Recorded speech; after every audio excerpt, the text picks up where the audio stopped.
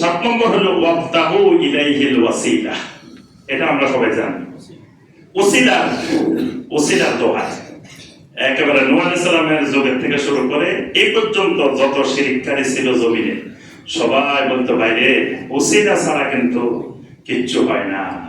আমি ব্রাহ্মণবাড়িয়া গেছি, আমার এক মুরব্বী উঠি কয়, আপনি যে মাহফিলে আছেন আপনি তো একজন ওসিলা ধরিয়ে আসেছেন, আপনারা একজন দাওয়াত দিয়েছে মাহফিলে, কারো ওসিলা বাদে আপনি এখানে আসতে পারছেন? এই মাহফিলে তো ওয়াজ করতে আসছেন সেটা তো আপনারা একজন ওসিলা হয়ে আসছেন, আর আপনি আল্লাহর কাছে চলে যাবেন, আল্লাহরে পাই যাবেন, ওসিলা বাদে পাই যাবেন, এটা কেমনে করলেন? মুরব্বী খেপা আমার উপরে। তাহলে বোঝা গেল যুগে যুগে যত শিরককারী সবার একটা কমন পয়েন্ট ওয়াবতাগু ইলাইহিল ওয়াসিলা। এটা জানে না, এটা মানে অর্থ জানে না বা এটা বুঝে না, এরকম শিরককারী জমিনের কোথাও বুঝে পাবেন না।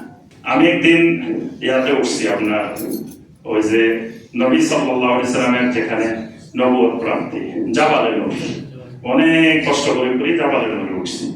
তো ওঠার পরে দেখি কিছু পাকিস্তানি ওখানে শিরিক করতেছে। ওখানে আবার শিরিকের এক মার্কাজ, মানে ওখানে পুলিশও নাই, কেউ নাই, পাকিস্তানিরা ওদের ইচ্ছা মতো শিরিক করতেছে ওই পাহাড় জুড়ে। আচ্ছা, আমি যখন বললাম শিরিকের ব্যাপারে কিছু কথা, তখন বলতেছে ওয়াবতাগু ইলাইহিল ওয়াসিলা। আমি কইছি এই শিরিক পাকিস্তানেও ওয়াবতাগু ইলাইহিল ওয়াসিলা, ইন্ডিয়াও ওয়াবতাগু ইলাইহিল ওয়াসিলা, বাংলাদেশেও ওয়াবতাগু ইলাইহিল ওয়াসিলা। যেখানে যাবেন পৃথিবীর শিরককারীদের একটাই দলিল ওয়াবতাগু ইলাইহিল ওয়াসিলা। এই পয়েন্টে তারা একমত।